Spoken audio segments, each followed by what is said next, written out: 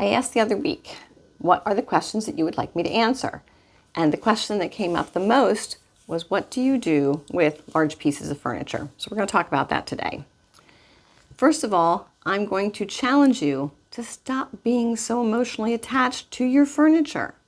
You do not have every vehicle, every sofa, every best outfit that you ever bought. You bought them, you used them, and you let them go. And a lot of you get upset, like, well, I bought this really great dining room set or this hutch or bedroom set, and it's really nice, but it's not what everybody wants now. Big, heavy furniture is not what anyone wants. And again, back to the vehicles. In the 50s, we had station wagons. In the 90s, minivans. Now we've got SUVs. Trends come and go. Things change. If you had a minivan in your garage, you wouldn't be shocked because no one wants to buy it. You would know that, okay, nobody drives minivans anymore. So let's talk about how you let these things go. First of all, for the most part, large pieces of furniture are usually entertainment centers. They are hutches, dining room tables, especially like that seat 12 people, because most people don't want those anymore. Maybe some really large bedroom furniture.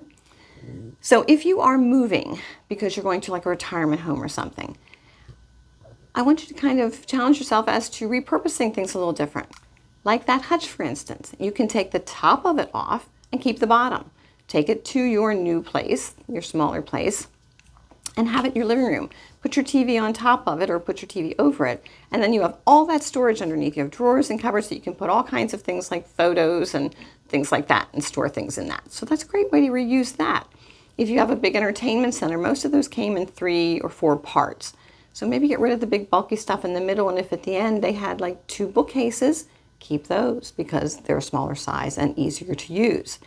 If you had the big dining room set, well, maybe you keep a couple of the chairs and just buy yourself a new dining room table and you take the chairs with you. So repurpose some of the things that you have. Now, if none of that works for you and you have to let it go, if you are in an area that does auctions and you can find an auctioneer who's maybe if you have a whole house and you're going to do like an online auction at the house, and because you have a lot of lawn equipment and lawn tractors and things like that, you can try and sell it there. You're only going to get a few dollars, but at least you get something for it and you're not paying to have it hauled away. Most of your places that take donations of furniture don't want the large stuff. It takes up too much floor space, and again, nobody wants it anymore. Now, when it comes right down to it at the end, chances are you're going to have to pay somebody to haul it away.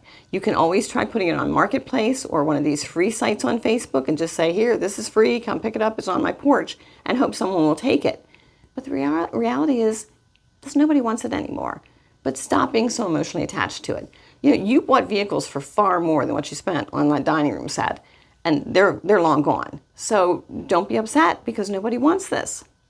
You bought it, you used it, you enjoyed it, and for those who say, but there's so many memories attached to it, tell me what vehicle you didn't have that you have memories attached to. It took you to the shore, or it took you to the mountains numerous times, or you ran your kids around to sporting events in that vehicle, or maybe you brought a new baby home from the hospital in that vehicle. And when you go to sell it, you don't go, oh my gosh, the memories that are attached to this, how can we let it go? You just don't do that. So stop attaching so much emotion to furniture. It is something you bought, you used, you're done with it. Let it go.